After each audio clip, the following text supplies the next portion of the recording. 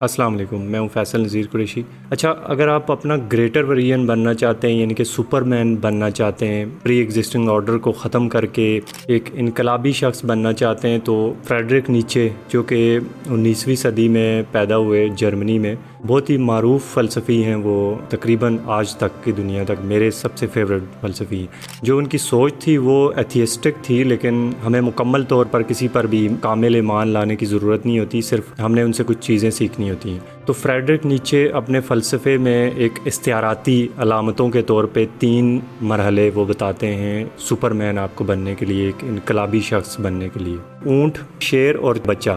Super مین بھی ان کا ایک میٹافورک کنسیپٹ ہے، اگر آپ کو نہیں پتا تو میں اس پہ کے لیے الگ سے ویڈیو بنا دوں گا۔ اپنی کتاب 10 پہ ایک زاراتھسٹرا کے اندر انہوں نے اس استعاراتی خیال کو یا پھر میٹافورک کنسیپٹ کو انہوں نے شامل کیا ہے کہ جو سپر مین ہوتا ہے وہ کرتا کیا ہے۔ اس کے لیے انہوں نے ایک علامتی کردار لیا، وہ پروفٹ زاراتھسٹرا۔ اگر ان کے بارے میں آپ نہیں جانتے تو وہ جو پارسی ریلیجن ہے زراوسٹرینزم، اس کے وہ بانی بھی تھے اور ان کو ایک خدا کا پیغمبر مانا جاتا ہے۔ یہ بھی کہا جاتا ہے کہ جو مونوتھیسٹک ریلیجنز ہیں یا ایک خدا کے ماننے والے یا پھر ایک پیغمبروں کا سلسلہ ہے، وہ سب سے پہلے شخص تھے جنہوں نے یہ دعویٰ کیا تھا کہ میں پیغمبر ہوں، یعنی کہ میں گاڈ کا پروفٹ ہوں۔ تاریخ کے مطابق، اسلام کے مطابق میں نہیں کہہ رہا۔ تو ان کو انہوں نے لیا اپنے اس میٹافورک کنسیپٹ کے اندر ایز اے کردار۔ جو پروفٹ زاراتھسٹ یا زاراتھسٹرا تھے، انہوں نے جس طرح سے باقی پیغمبروں نے کیا، ان کا کردار بھی تاریخ میں وہی تھا کہ انہوں نے آ کے ایک خدا کی تبلیغ کی، موریلٹی کے سٹینڈرڈز دیے لوگوں کو، باقی سارے معاشرتی نظاموں کو توڑ کے انہوں نے ایک اپنا نظام دنیا کے سامنے پیش کیا اور پھر کہا کہ میں خدا کا پیغمبر ہوں اور یہ سارے پیغامات مجھے خدا کی طرف سے آئے۔ آپ کے مائنڈ میں آتا ہوگا کہ نبی پاک صلی اللہ علیہ وسلم کی جو زندگی ہے، جو ہم ان کے بارے میں تاریخ پڑھتے ہیں یا سیرت، وہ بھی مکمل طور پہ اسی طرح سے نظر آتی ہے، لیکن شاید فریڈرک نیچے جو تھے وہ کسی ایک بڑے مذہبی گروپ سے پنگا وغیرہ نہیں لینا چاہتے تھے، تو انہوں نے نبی پاک صلی اللہ علیہ وسلم کی بجائے پروفٹ زاراتھسٹ کو اس اپنے میٹافورک کنسیپٹ کے اندر رکھا۔ ان کی سٹوری بھی بالکل ایسے ہی ہے کہ جیسے نبی پاک صلی اللہ علیہ وسلم نے 40 سال تک عبادت کی اور اس کے بعد پھر انہوں نے ریویل کیا کہ میں اللہ کا پروفٹ ہوں اور میں یہ ریفارمز لانا چاہتا ہوں، اور پرانے جتنے بھی معاشرتی نظام تھے انہوں نے اس کو رد کیا اور اللہ کا جو پیغام تھا انہوں نے لوگوں تک پہنچایا، اور ایک نیا نظام جو آج تک، یعنی کہ کافی سارے ممالک میں لوگ اس پہ بحث بھی کرتے ہیں کہ کیا وہ آؤٹ ڈیٹڈ ہو چکا ہے یا نہیں، وہ انہوں نے پیش کیا۔ ایز اے مسلمان ہمارا یہ ایمان ہے کہ وہ اللہ کے پیغمبر تھے اور اللہ کی طرف سے وہ آئے تھے، اور وہ جو جتنا بھی نظام تھا وہ اللہ کا تھا۔ اوور مین یا سپر مین جو فریڈرک نیچے کا ہے، وہ کرتا کیا ہے؟ وہ اپنی شناخت اور اقدار کو خود تخلیق کرتا ہے اور دوسرے لوگوں یا معاشرتی نظاموں کی تقلید نہیں کرتا اور اس کو چیلنج کرتا ہے۔ وہ فریڈرک نیچے اس کے لیے جو 3 سٹیپس بتاتے ہیں، استعاراتی علامتیں ہیں۔ وہ کسی میں پیغمبر سے یا رسول اللہ صلی اللہ علیہ وسلم سے میں منسلک نہیں کر رہا وہ علامتیں، کیونکہ وہ علامتیں ہیں، یہ نہ ہو آپ لوگ جو ہے وہ اس پہ فتوے وغیرہ لے کے آ جائیں، لیکن یہ صرف علامتیں ہیں۔ تو ان علامتوں میں سے ایک اونٹ، شیر اور چائلڈ، یعنی کہ بچہ۔ تو سب سے پہلا ہے اونٹ۔ اونٹ سے مراد یہ ہے کہ آپ نے جو معاشرہ چل رہا ہے اس کے مطابق اسی میں ہی گل مل کے رہنا ہے، اس کا بوجھ اٹھانا ہے، بے شک آپ کو پسند ہے یا نہیں ہے، وہ من و عن آپ نے وہ بوجھ اٹھانا ہے، اور اس سوسائٹی میں بالکل جس طریقے سے وہ سوسائٹی ڈیمانڈ کرتی ہے اسی طریقے سے آپ نے رہنا ہے، اور وہ بوجھ اٹھائے ہوئے ساتھ ساتھ آپ نے شیر بننے کے لیے بھی اپنی کوششیں جاری رکھنی ہے، یعنی کہ اپنی پرسنل ڈیولپمنٹ پہ آپ نے خاموشی سے جو ہے وہ کام کرتے رہنا ہے، لیکن ذرا سا بھی آپ نے پر نہیں پھڑپڑانے، کیونکہ یہ آپ کا وہ فیز ہے۔ اونٹ تبھی اس کو علامت دی گئی ہے کہ جو بھی بوجھ آپ کو سوسائٹی دے، آپ چپکے سے اس کے آگے سار ہلا دیں، اور یہ کر کے گریجولی آپ نے اپنے آپ کو اتنا مضبوط بنانا ہے کہ آپ شیر بننے کے مرحلے کے لیے ریڈی ہو سکیں۔ اس کے بعد پھر آپ نے، ایسا نہیں ہے کہ یہ اچانک کسی معجزے سے ہو جاتا ہے، لیکن گریجولی ایوالو ہو کے پھر آپ نے بن جانا ہے شیر۔ شیر ایک بہادری کی علامت ہے، بغیر ڈرے، یعنی کہ زیادہ ہمت ہونا۔ تو شیر کیا کرتا ہے اس پورے پروسیس کے اندر؟ شیر یہ کرتا ہے کہ اپنے جتنا بھی وہ جو ایک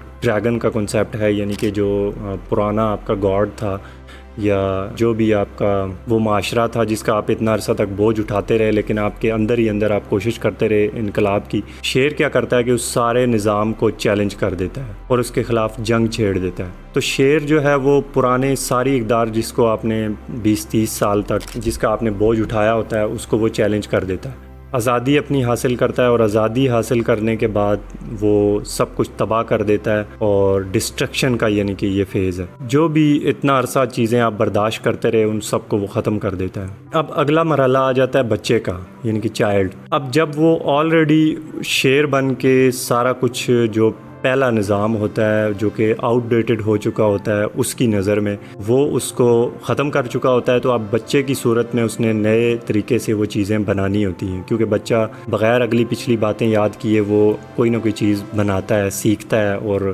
نظام کو بلڈ کرتا ہے، یعنی کہ وہ خود کو بھی بنا ہی رہا ہوتا ہے بچہ. بچے کا مرحلہ ہے وہ ایک تخلیقی مرحلہ ہے، یعنی کہ آپ نے جو چیزیں تباہ کر دی ہیں آپ نے نئے سرے سے اپنے انداز کے مطابق جو آپ کو ٹھیک لگتا ہے یا جو آپ کی پڑتال کے بعد جو آپ کو لگا کہ ٹھیک ہیں، کیونکہ آپ نے سپر مین بننا ہے یا انقلابی شخص بننا ہے تو آپ نے نئے سرے سے وہ چیزیں بنانی ہیں، ایک نیا قانون بھی بنانا ہے، سب کچھ نیا معاشرہ تشکیل دینا ہے. جو فریڈرک نیچے کا فلسفہ ہے وہ آپ کو جو آپ کی اندر کی پاور ہے جو چھپی ہوئی ہے، کانفیڈنس نہ ہونے کی وجہ سے آپ اس کو شو نہیں کر رہے ہوتے، تو وہ اس کو ظاہر کرنے کے بارے میں ہمیشہ ہمیں وہ سکھاتا ہے، اپنے سارے جو اس کے استعاراتی خیالات ہیں یا جو بھی اس کا فلسفہ ہے. تو رسول اللہ صلی اللہ علیہ وسلم کی زندگی سے میں نے اس سپر مین کا کنسیپٹ ہے اس کو میں بالکل بھی لنک نہیں کر رہا، لیکن ہمیں ایک سملیرٹی نظر آتی ہے پروفٹ زراتھسٹرا میں اور سیرت محمدیہ اس کے اندر. تو آپ اس سے کچھ بھی مطلب لے سکتے ہیں، یعنی کہ ہمیں بطور مسلمان ان کی سنت پر عمل کرنا ہوتا ہے، اور اس کا مطلب یہ ہرگز نہیں ہے کہ آپ سپر مین بنیں اور کل نبوت کا دعویٰ کر لیں، کیونکہ ہر چیز اپنے دور کے لحاظ سے ہی فٹ بیٹھتی ہے اپنی جگہ پہ.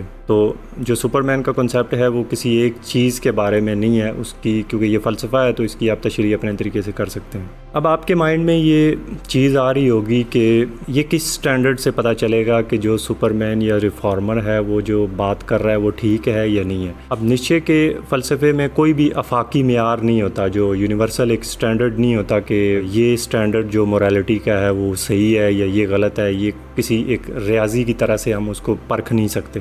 وہ یہ کہتا ہے کہ وہ خود سب کچھ ڈیسائیڈ کرتا ہے، خود اپنے یعنی کہ وہ فیصلے بھی خود کرتا ہے اور ریفارمز پھر لاتا ہے. اب رسول اللہ صلی اللہ علیہ وسلم کا میں نے ذکر کیا، ان کی نبوت سے پہلے جو پری اسلامک عربیہ تھا، قبائلی نظام وہاں پہ رائج تھا، زیادہ تر جو ہے وہ نومیڈس یعنی کہ یہ بدو قبائل تھے، تو وہ اکثر ان کی لڑائیاں وغیرہ ہوا کرتی تھی، اس کو دور جہالت کہا جاتا ہے. اور وہ اتنے یعنی کہ بیکورڈ تھے اس وقت کی دنیا میں بھی کہ ان کو کوئی کالونائز تک نہیں کرتا تھا، جبکہ رومنز نے کوئی بھی علاقہ نہیں چھوڑا تھا. کوئی اور بھی وجوہات ہو سکتی ہیں، بہرحال اتنے بیکورڈ بدو ان کو انہوں نے ایک مورالٹی کا سٹینڈرڈ دیا. نبی پاک صلی اللہ علیہ وسلم نے ان کو ایک ریلیجن، ایک آئیڈیالوجی کی چھتری تلے ان نومیڈس کو جمع کیا، اور وہ پھر جو وہ عرب تھے وہ پھٹ کے اس عرب سے باہر نکلے اور پوری دنیا پہ وہ چھا گئے. ان لوگوں کی اہمیت میں اتنا زیادہ اضافہ ہوا. لوگ زیادہ تر بت پرست تھے، حرام حلال کی کوئی سٹینڈرڈ نہیں تھا کہ کیا کرنا ہے. اور پھر